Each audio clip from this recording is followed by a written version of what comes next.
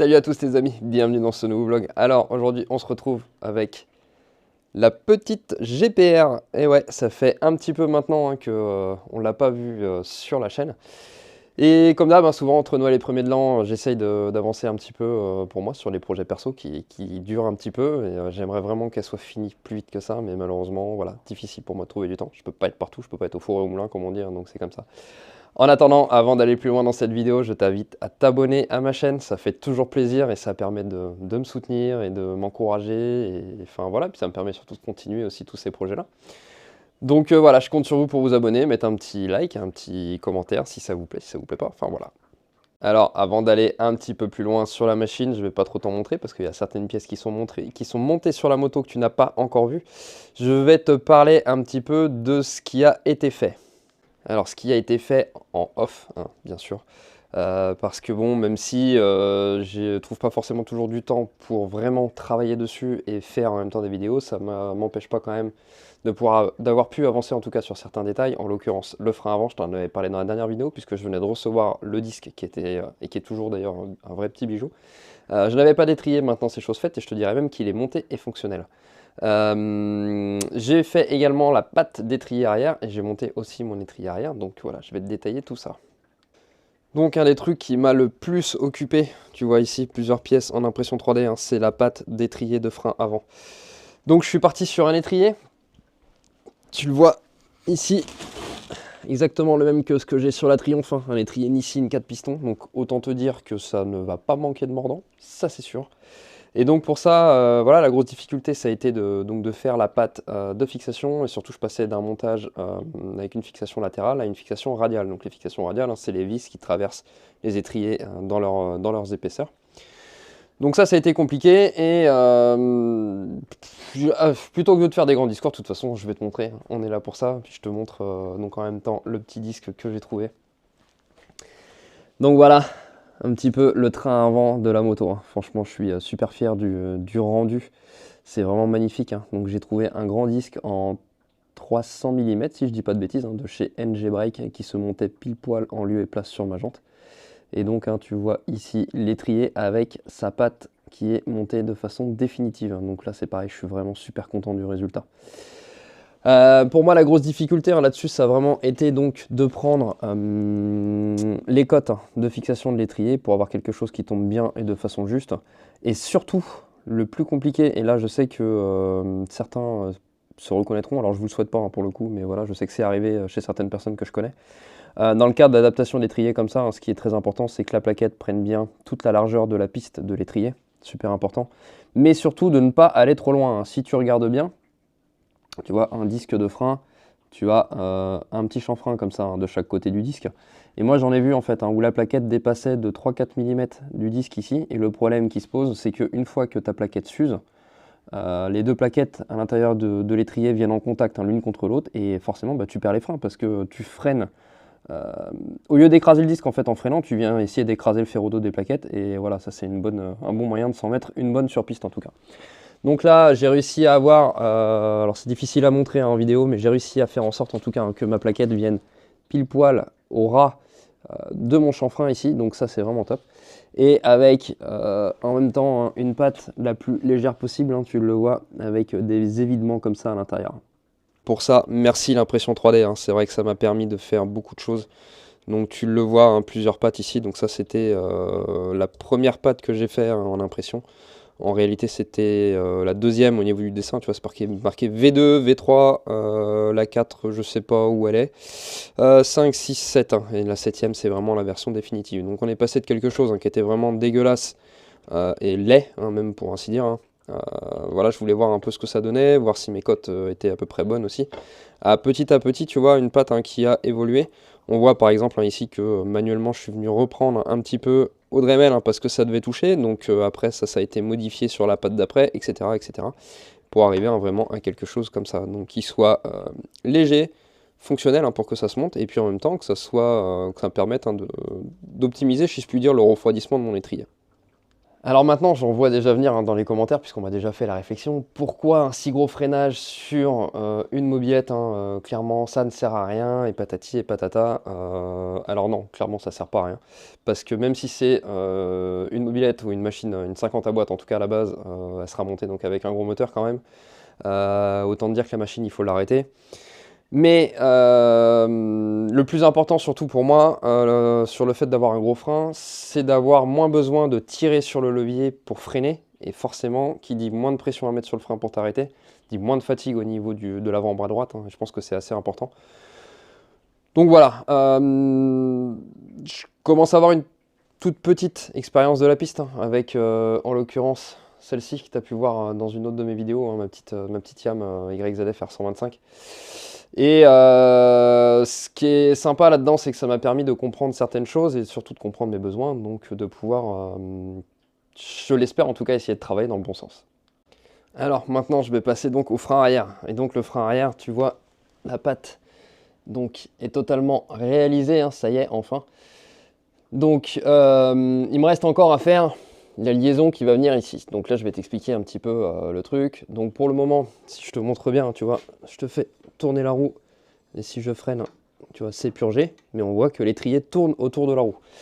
Donc pour ça, j'ai fait un montage bien spécifique parce que c'était volontaire. Je veux justement que l'étrier puisse avoir ce degré de liberté ici. Maintenant, tu vas me demander pourquoi je veux faire ça. Alors là, en fait, en observant différentes machines de piste, en l'occurrence tout ce qui va être Moto 3, Honda RS 125, tout ça, j'ai remarqué une chose qui m'a vraiment interpellé. C'est pourquoi est-ce que l'étrier, donc pour empêcher sa rotation, hein, sur certaines motos, tu vas avoir une patte qui va faire un espèce de L comme ça et qui va être bloquée par le bras en lui-même. Hein. Voilà, la patte de frein, enfin de l'étrier de frein s'emboîte dans une partie du bras pour l'empêcher de tourner quand tu appuies sur le frein, ce qui paraît logique. Il y a d'autres montages, comme c'était le cas hein, sur la GPR ici, où la patte d'étrier de frein elle est reliée ici directement. Donc ça, c'est une solution aussi. Solution que je pourrais peut-être réutiliser, je ne sais pas. En tous les cas, moi, c'est pas forcément ce que je voulais faire à la base. Comme je te le disais tout de suite, j'ai remarqué que sur tout ce qui était Honda RS 125, Moto 3 et autres petites machines comme ça, l'étrier de frein arrière était directement relié au châssis. Non pas au bras, hein, mais vraiment au cadre de la machine. Et là, j'ai commencé un petit peu à poncer l'internet pour comprendre le pourquoi du comment. Je me suis dit, mais pourquoi eux, ils font ça et pas sur d'autres motos? Et j'ai découvert en fait un phénomène qui s'appelle les IUWA, ce qui veut dire Induced Unwanted Wheel Acceleration. Je vais réussir à le dire hein, avec l'accent qui va bien. En gros, ça correspond à des accélérations parasites de la roue arrière. Et donc, ces accélérations parasites de la roue arrière hein, sont induites par le travail de l'amortisseur. Hein. Quand il monte et il descend, la géométrie de la machine change. Alors, je te résume un petit peu hein, ce que j'ai compris parce que ça va un peu plus loin que ça. Mais si jamais tu te poses des questions, je t'invite à taper ce terme hein, sur Google. Tu trouveras facilement des infos là-dessus. Et en fait, je suis tombé sur plusieurs études hein, qui expliquaient que, voilà, que la roue arrière, en l'occurrence le pneu, subissait des accélérations et des décélérations extrêmes suite au fonctionnement de l'amortisseur. Et le fait de relier l'étrier de frein arrière au châssis directement, quand tu prends le frein arrière, ça évite d'avoir une machine qui travaille de trop. Voilà. Alors, bon, je me prends peut-être un peu la tête pour rien, hein, c'est même certain, mais c'est ce que j'aime aussi un petit peu, je te l'avouerai. Donc je me suis dit, bah voilà, s'ils font ça sur des vraies machines de course, bah moi je veux essayer de faire ça aussi sur ma machine. Donc l'idée pour aller réduire ces phénomènes-là, hein, donc la partie ici de la patte d'étrier de frein arrière, je vais essayer d'aller la relier par ici sur le châssis. Alors je te dis bien, essayer, pourquoi? Parce qu'il y a un truc qui me fait peur là-dedans, c'est le passage du pot d'échappement. J'ai grand peur que la cartouche du pot, elle ait du mal à passer à cause de ça. Donc je ne sais pas comment je vais faire encore, je ne sais pas si je vais y arriver, tout simplement. Je vais bien voir, hein. De toute façon, le montage d'un pot type GPR est complètement exclu, hein, puisque sur ces machines-là, le pot il ressort vraiment sous la selle à l'arrière. Clairement, c'est un gros taf de fabriquer un échappement, puisqu'il n'y a pas d'échappement dans le commerce digne de ce nom pour du 80 cm3 avec ce type de passage. Que moi, de toute façon, pour cette cylindrée-là, ce sera clairement un pot KRM 80-90. Et que bah voilà, le pot forcément il passe de toute façon en passage bas sous la machine avec une sortie à droite, donc je sais pas ce que je ferai. Je vais voir, est-ce que je modifierai cet échappement là, est-ce que je modifierai mon système de frein, j'en sais rien. Tout ça c'est quelque chose que je verrai un peu plus tard sur la machine, je pense. Et donc là aussi, hein, où je suis très content avec mon montage, donc là comme je te l'ai montré tout à l'heure, hein, c'est monté, c'est fonctionnel, et tu vois, la roue est toujours bien libre. Donc c'est que mon étrier est vraiment pile poil à sa place. Et ça fait plaisir. C'est des petites choses, hein, encore une fois. Mais c'est des petites choses auxquelles j'aime accorder de l'importance et puis qui peuvent faire la différence, hein, aussi sur une machine qui va être un peu plus performante qu'une autre. Bon, voilà un petit peu pour le blabla sur ce qui a été fait en off. D'ailleurs, je voulais préciser, hein, c'est vrai que j'ai un petit peu menti, malgré moi. Les pattes de frein, je t'ai dit que c'est moi qui les ai faites. En réalité, elles ont été faites en commande numérique par 2 amis différents. Et je vous remercie énormément. Je sais que vous vous reconnaîtrez en voyant cette vidéo. Donc vraiment, les gars, merci à vous. C'était super. Ça m'a enlevé une chouette épine du pied, hein, parce que là, faire des pattes comme ça, c'est tout bête, mais il y a énormément de temps à y passer pour les faire en manuel. Surtout la patte de frein avant, je pense que j'y aurais passé ma vie, clairement. Donc c'est pour ça que j'ai fait faire la base des pattes, hein, et le montage en lui-même de l'étrier arrière avec l'entretoise pour qu'il puisse pivoter sur l'entretoise de roue. Ça par contre c'est moi, totalement. Donc voilà, allez, maintenant on va passer à la suite. Alors ce que j'aimerais faire, tu vois, si tu te souviens, hein, j'avais travaillé sur un modèle en carton du réservoir pour avoir une petite idée de ce que je voulais. Ça me plaisait, donc j'ai fait faire par un ami, hein, des pliages sur de la tôle d'alu directement. Et puis maintenant, bah, on va essayer de voir pour terminer ça et insérer ça dans la moto. Et là, il y a un petit peu de boulot. Il faut que ça rentre ici. Alors, l'idée, après avoir pris un petit peu de temps de réflexion, hein, une nuit de réflexion, pour tout te dire, voilà, j'avais plusieurs idées en tête, etc. Je ne savais pas trop ce que j'allais valider, en fait. Et finalement, ça va être les choses très simples. Je te montre ça. Donc tu vois ici j'ai donc la barre de renfort qui est à ce niveau là, hein, et donc j'ai réussi à trouver des bouts, des morceaux de durite que j'avais, que je suis venu fendre pour mettre à ce niveau là. Et donc l'idée pour la fixation du réservoir, du moins sur la fixation avant ici, hein, ça va être de faire 2 C que je vais souder en dessous, qui viendront clac s'emboîter comme ça dessus. Comme ça, donc à l'avant, il sera bien fixé, bien maintenu, hein, pour rester en place, hein, et à l'arrière, donc si tu te souviens, quand j'ai terminé, quand j'étais en train de travailler sur la boucle arrière, j'avais dit, hein, que cette partie-là n'était pas terminée, qu'elle manquait de renfort, puisque je savais que j'allais venir fixer mon réservoir ici. Donc j'attendais de faire mon réservoir pour terminer cette partie-là. Et donc à ce niveau-là, hein, je vais essayer de venir me ressouder, je pense, une plaque ou quelque chose comme ça, avec juste une vis pour le maintenir en place ici, comme ça j'enlève la vis. Hop, l'arrière du réservoir, je le soulève légèrement de l'arrière, j'ai plus qu'à tirer dessus et ça sort. Donc pour ça, j'ai trouvé dans mes archives des morceaux d'alu, hein, des fers plats, enfin des morceaux de plat d'alu comme ça, assez épais. Donc je vais les nettoyer, hein, et puis je vais essayer de me débrouiller pour les centrer.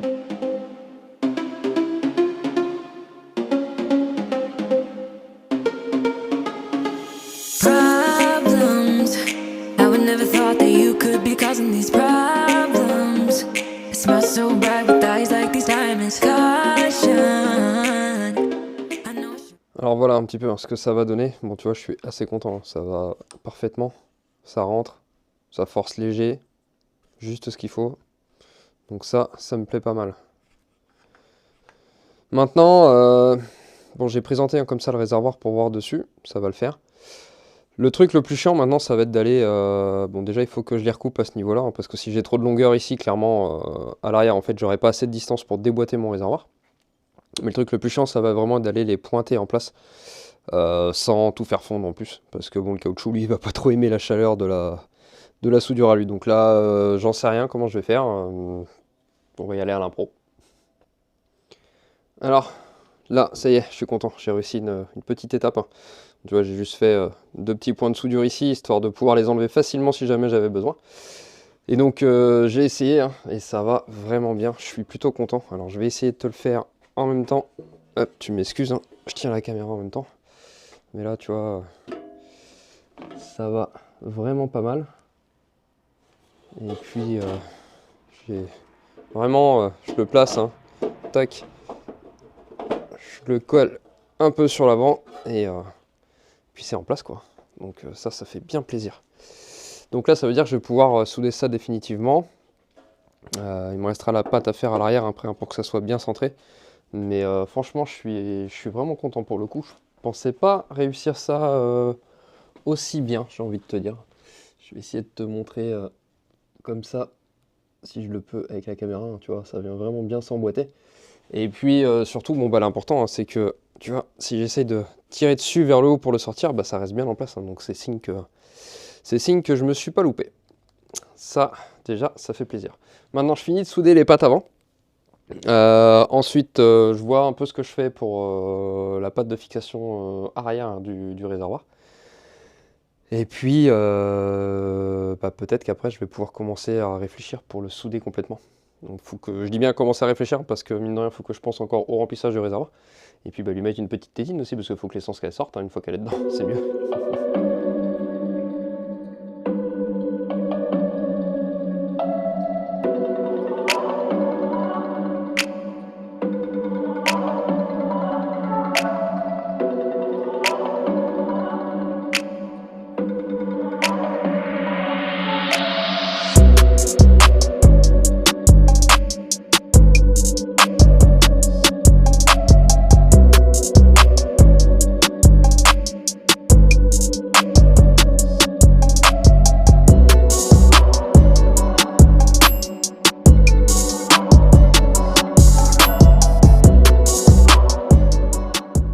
Alors, ça continue d'avancer un peu. Tu vois, j'ai soudé ce tôle là qui va me permettre de faire la fixation arrière du réservoir. Je vais venir lui insérer 2 cylindres blocs comme ça dedans. Hein. Et là, donc, je suis en même temps en train de faire, je sais pas si tu entends derrière, j'ai le tour numérique qui est en train de tourner. Je suis en train de lui faire des entretoises en alu qui vont aller dedans pour tout simplement pour faire le serrage. Hein. Voilà, je te montre ça vite fait. Hop, voilà. Je sais pas si tu vas bien voir, mais bon. Avec les traces d'huile de coupe, hein, c'est assez chiant pour voir, je te l'accorde. Bon, tu vois, la pièce, en tout cas, elle va ressembler grosso modo à ça. D'ailleurs, je te dis ça, mais je peux même t'en montrer une, puisque j'en ai déjà réalisé une qui est là, tu vois. Donc voilà ce que je vais mettre dedans. C'est là qu'est aussi un des avantages de mon petit tour numérique, hein, je suis bien content de cette petite machine. Ça, c'était déjà les entretoises que j'avais faites qui étaient au niveau du radiateur à l'avant. Je sais pas si tu t'en souviens sur une précédente vidéo. Tu vois, c'est déjà le genre d'entretoise que j'ai ici. Donc là, littéralement, ça me prend que quelques minutes pour le faire en fait, puisque j'avais déjà le programme, tout était fait. Donc j'ai relancé la pièce et c'est parti. J'ai placé mes entretoises avec mes cylindres blocs. Hein. Donc juste là, en bas sur mes cylindres blocs justement. J'ai soudé cette patte là, j'ai fait des trous, j'ai mis les écrous prisonniers, hein, et puis là donc je pense que maintenant ça doit pouvoir se monter. Alors ça reste toujours un peu chiant de centrer le réservoir, mais sinon visiblement ça a l'air de tomber en face les trous. Et ça fait grand plaisir. Hop. Un petit coup de clé pour être sûr.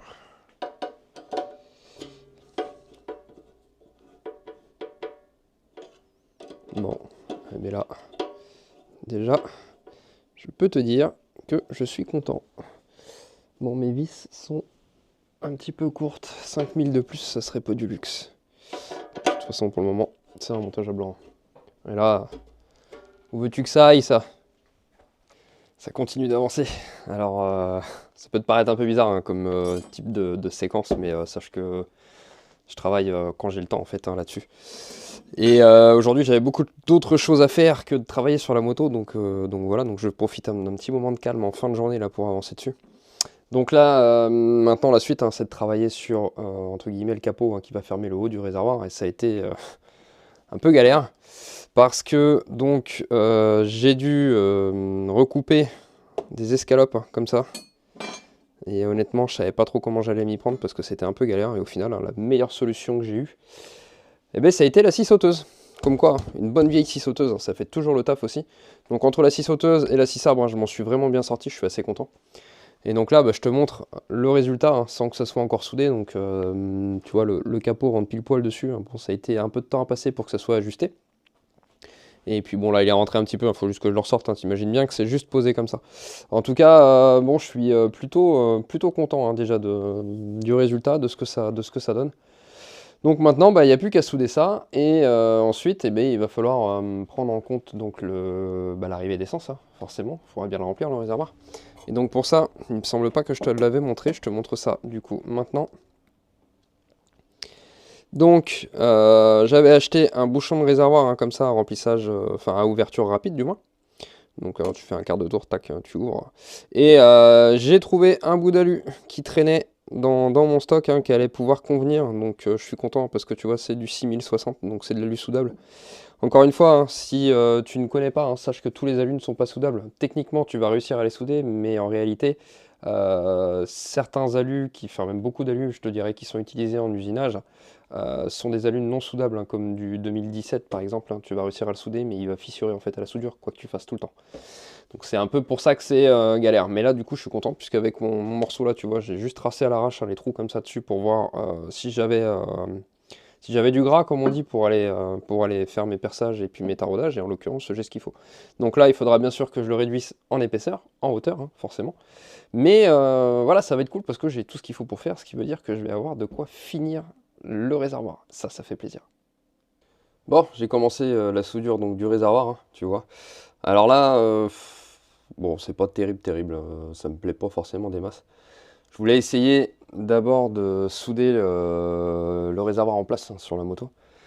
Parce que ça me semblait être une bonne idée sur le coup, et puis finalement, non, je me suis rendu compte que j'étais pas à l'aise. Et donc là, j'ai réfléchi un peu, comme je te le disais un peu plus tôt dans cette vidéo, hein, c'est vrai que quand tu es à l'aise pour souder de l'alu, clairement, ça change tout. Et là, j'ai fait un montage, tu vois, comme ça, avec une barre, un tenue dans l'étau. Et bon, bah tout de suite, hein, forcément, visuellement, ça n'a plus rien à voir, hein. Tu vois, tout de suite, ça ressemble beaucoup plus à quelque chose. Alors bon, de mon niveau d'amateur, hein, on est bien d'accord. Je suis pas soudeur professionnel, hein, j'aime juste souder l'alu pour le coup, mais j'en fais pas assez souvent. Mais c'est bien, tu vois, ce genre de pièce, parce que ça me permet de tester des choses. Et là, bah ouais, hein, tout de suite, voilà, comme je te dis, quand je vois que quand t'es à l'aise, hein, ça n'a plus rien à voir, hein, même en restant debout ou quoi. Bon, assis, ça sera encore mieux, avec une table de soudure, ça sera encore plus facile. Mais je suis assez content. Je suis assez content de l'autre côté, du moins, du deuxième côté. Premier côté, bon, c'est moyen, mais voilà, c'est le meilleur moyen d'apprendre aussi, donc voilà. Je termine de souder tout ça, et puis je te montre ce que ça donne.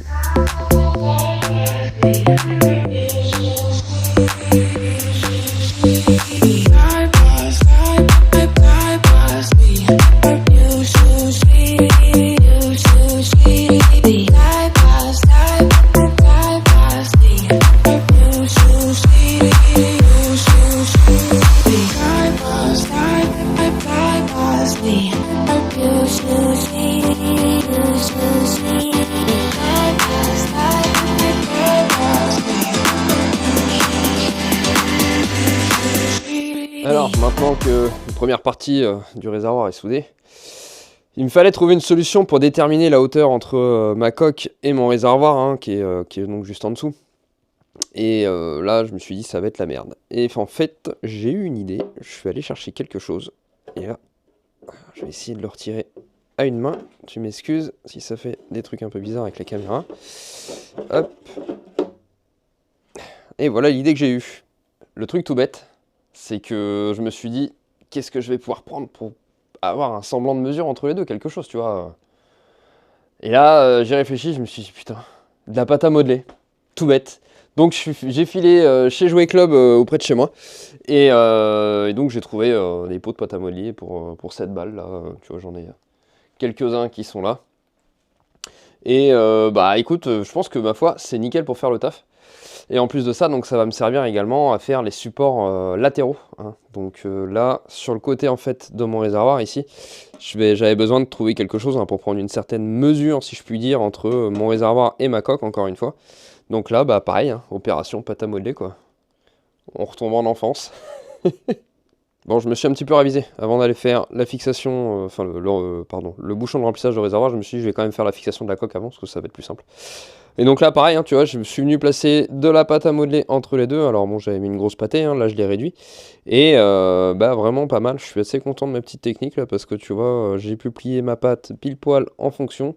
Je vais essayer de te montrer ça, hein, et Tu vois, ça correspond vraiment pas mal. Et pour le coup, bah, elle est bonne du premier coup. Donc ça, c'est cool. J'ai un peu avancé en off. Je te montre ça tout de suite. Donc, voilà un petit peu à quoi ça ressemble dans l'état actuel des choses. Donc la patte de fixation avant, juste ici. J'ai fait un renfort hein, qui vient à ce niveau-là pour bien épouser la coque. Alors je peux te dire que j'ai fait tout ça en off parce que franchement j'en ai chié pour faire ça. Même avec la pâte à modeler, etc. ça m'a aidé. Hein, mais pour avoir quelque chose qui s'applique comme il faut, c'est un peu juste. J'ai gardé un petit peu de retrait parce qu'à ce niveau-là, voilà, je voulais mettre une petite épaisseur de mousse. Donc là, bon, elle est juste posée comme ça. À la finalité, hein, ce sera tenu avec du double face propre tout le long. J'ai fait une fixation latérale aussi, hein, de façon donc d'une à maintenir ma coque et de deux, hein, quand tu es en appui dans un virage, hein, voilà, au moins je peux poser ma jambe contre le réservoir en appui sans aller trop défoncer la coque en fibre. Et même chose de l'autre côté. Hein. Alors bon, je suis un peu deg parce que les deux côtés sont pas identiques, hein, malheureusement j'ai pas eu le choix, la coque est pas forcément symétrique. Donc j'ai privilégié hein, le fait d'avoir un appui sur la coque qui soit propre hein, plutôt que d'avoir deux pattes totalement symétriques. Donc là, fixation vis quart de tour, hein, d'ailleurs je vais te montrer ça. Donc il me restera juste la patte de fixation avant qu'il va falloir que je remodifie un petit peu de façon à lui mettre aussi un quart de tour. Et puis on sera vraiment pas mal, hein. Pour le coup là, ça me plaît vraiment bien. Hop. Et finalement, comme je te le disais un petit peu plus tôt hein, dans la vidéo, c'est que je voulais attaquer directement par le remplissage de réservoir, mais en fait ça aurait été une très grosse connerie. Parce que ça aurait été très difficile pour se centrer au mieux, etc. Donc il valait mieux pas commencer comme ça. Là au moins j'ai fait toutes mes fixations de ma coque. Donc maintenant que l'emplacement de ma coque est défini, c'est beaucoup plus simple hein, pour aller placer le remplissage. Donc voilà, tu vois, ça reste assez rapide. Hein, et quand j'aurai enlevé ma vis à laine qui est ici et que j'aurai remplacé par un quart de tour comme ça, ce sera vraiment top. Donc maintenant la suite c'est d'aller implanter mon bouchon de remplissage. Et tu vois, c'est un peu chiant parce que les entraxes de vis de fixation là, eh bien, il n'y en a que 5. Les 5 ils sont pas répartis avec le même espacement. Hein. En temps normal, ce serait 5 répartis sur les 360 degrés de la pièce. Et là, c'est pas du tout le cas. Donc ça a été vraiment très très chiant pour prendre les cotes. Donc je me suis débrouillé. J'ai réussi à prendre les cotes plus ou moins comme je pouvais. Et vu que j'avais qu'une seule pièce en alu hein, ici pour faire ma pièce définitive, donc franchement, j'ai pas le droit de me louper pour le coup. Comme j'étais pas sûr de moi, hein, j'ai fait un petit plan en 3D vite fait. J'ai imprimé une pièce en plastique, histoire de voir. Et puis, tu vois, pour le coup, hop, je te positionne ça à peu près. Ouais, vraiment à peu près, hein, mais bon, là, voilà. Et donc, ça tombe vraiment pile poil. Donc, je suis plutôt content de moi, ça veut dire que je me suis pas loupé. Donc, suite à ça, j'ai donc déjà fait le trou dans la coque ici. Hein, et donc, ça me permet d'aller placer... Hop, mon morceau d'alu comme ça. Donc là je suis pas mal aussi. Donc maintenant il faudra que je vienne percer, tarauder là-dedans. Ensuite que je le reprenne un petit peu en profondeur hein, pour que ça essaye d'arriver à fleur de ma coque de réservoir. Il faudra que je le reprenne un petit peu en diamètre ici aussi hein, parce que de toute façon mon bouchon de remplissage ici est légèrement plus grand que ma pièce en alu en dessous. Donc tu vois bien hein, il va falloir reprendre encore un peu, mais voilà, je préfère y aller par étapes tout doucement pour éviter de faire des conneries. Donc là maintenant, ça c'est la suite.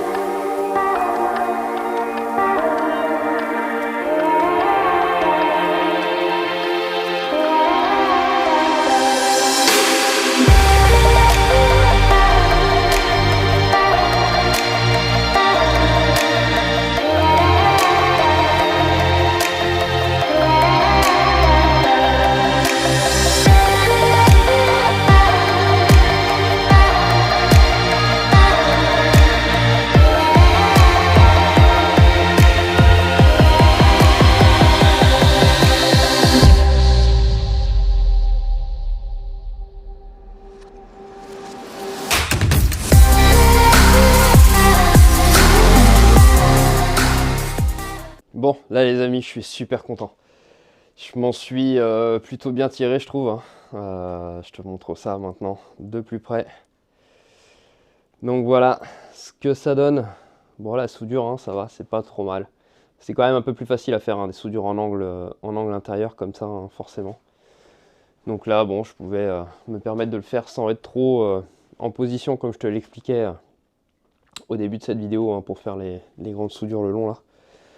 Donc là, c'est plutôt cool, hein. Franchement, je suis vraiment, vraiment content de mon taf, hein, je vais pas mentir. Donc il me reste plus qu'à faire la dernière soudure à ce niveau-là, hein, sur la partie avant, hein. Je la gardais pour la fin volontairement, puisque étant donné que le trou ici pour le remplissage d'essence n'était pas encore fait, le réservoir aurait été totalement étanche, hein, et j'aurais pas pu finir ma soudure en fait sans que ça monte en pression à l'intérieur à cause de la chaleur, hein, et ça aurait simplement pété, donc j'aurais jamais pu finir la soudure en fait. Et surtout, en plus, ça arrive à polluer pour le coup, et c'est là où tu fais des conneries. Donc c'est pour ça que je me gardais ça pour la fin. Il me reste encore à faire l'évacuation d'essence, si je puis dire ça comme ça, hein. Donc l'arrivée d'essence pour le carburant en gros. Donc ça. Et dernière chose à faire, une mise à l'air libre sur le réservoir, hein, puisque là il va être actuellement totalement étanche. Mais si l'essence coule dans un coin mais que tu fais pas rentrer de l'air de l'autre, hein, forcément ça se met sous vide et l'essence ne descend plus. Je te dis ça parce que je me suis déjà fait avoir par le passé avec ce genre de conneries, hein, même si ça paraît un peu bête. Mais à l'époque, sur ma première machine de run, j'avais le même réservoir que ça. Donc pour le coup, le vrai réservoir de GPR en plastique. Et j'avais trouvé un beau bouchon à mettre dessus, tuning, machin, un peu comme celui-ci, hein, remplissage rapide, etc. Et le jour où j'ai commencé à l'utiliser, en fait, la moto était en panne, je comprenais pas. Et en fait, eh ben, il s'est avéré que ce bouchon-là n'avait pas de mise à l'air libre au niveau de l'essence. Donc il m'a fallu bricoler pour ça. En tout cas, voilà, on arrive donc au terme de ce vlog réservoir pour la RS.